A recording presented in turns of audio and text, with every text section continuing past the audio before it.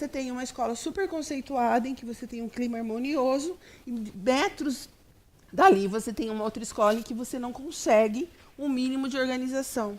E o aluno, o sujeito, é muito parecido, vivencia questões muito parecidas, mas se comporta de uma maneira muito diferente de acordo com o ambiente que ele encontra dentro da escola. Acho que o restante do que eu ia falar o Theo já disse. Deixa eu ver aqui. Eu acho interessante falar de 3 pesquisas bem específicas, que eu achei assim, pesquisas bem curiosas. Tem um pesquisador que chama Paulo Henrique de Queiroz Nogueira, ele fez o doutorado em Educação na Universidade Federal de Minas Gerais, e ele define clima escolar como um conjunto de interações que se dá entre os alunos e alunas em sala de aula, que define o enquadramento necessário à continuidade das aulas. Para ele, os alunos definem o que é permitido ou não fazer, e, consequentemente, a identidade do grupo. Então, são os próprios alunos que colocam os limites. Às vezes, o professor chega em sala e acha que ele põe o limite, mas, na verdade, aquele limite já foi colocado pelos alunos. E aí, nessa escola em que ele estuda, ele diz que os alunos colocam um limite entre zoeira e bagunça. Então, a zoeira é aquilo que já está pré-combinado, informalmente, entre eles, e que é o limite do possível. Quando se extrapola aquele limite do possível, vira bagunça, e aí se perde o controle da situação de aula. Então, ele fala assim, para eles, os alunos definem o que é permitido ou não fazer, e, consequentemente, a identidade do grupo. O que foge às regras estabelecidas informalmente entre eles sai do campo da colaboração e vai para o campo da competição. Então, rompeu essa colaboração. O autor define que o que está dentro das regras é uma zoeira e o que está fora é o que vira bagunça.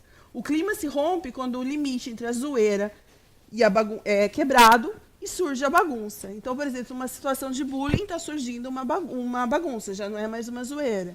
Um professor que chega na sala, se anima, começa a brincar, porque ele entra ali naquele clima de zoeira, mas aí, num determinado momento, aquela coisa expande demais, pode ser que vire bagunça e se perca a aula, né? E, ao mesmo tempo, pode ser que se consiga reverter e ficar só na zoeira. É o saber até que momento é uma brincadeira, que momento que passa a ser uma bagunça.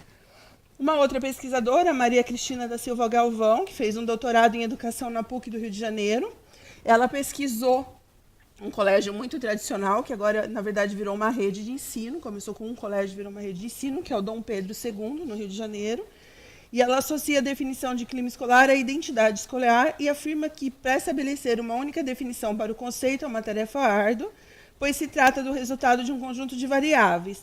Por isso, não há um único clima na escola, mas vários. E ela elege 3 aspectos para medir o clima escolar no Dom Pedro: a percepção dos agentes sobre o ambiente institucional, as relações estabelecidas na escola e as características do corpo docente. Então, são fatores importantes aí quando ela mede o clima. Vou repetir: a percepção dos agentes sobre o ambiente institucional, as relações estabelecidas na escola e as características desse corpo docente.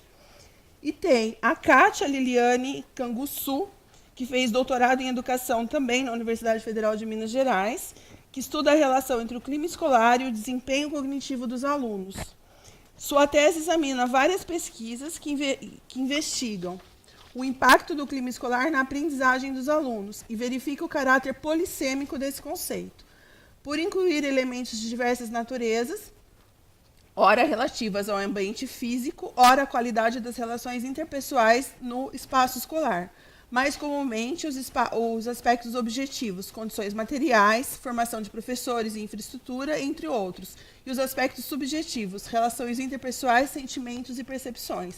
Esse jogo desses aspectos físicos e subjetivos que vai gerar o clima escolar. Os resultados da pesquisa apontam que a percepção dos alunos de um clima escolar satisfatório está fortemente associada aos resultados de alto desempenho nos testes aplicados. Ela faz uma medição comparando o clima que ela tem na escola com o desempenho dos alunos nas avaliações externas.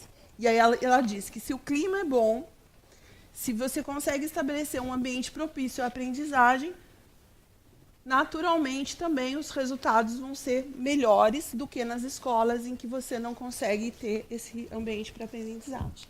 Eu acho que é isso. Obrigada.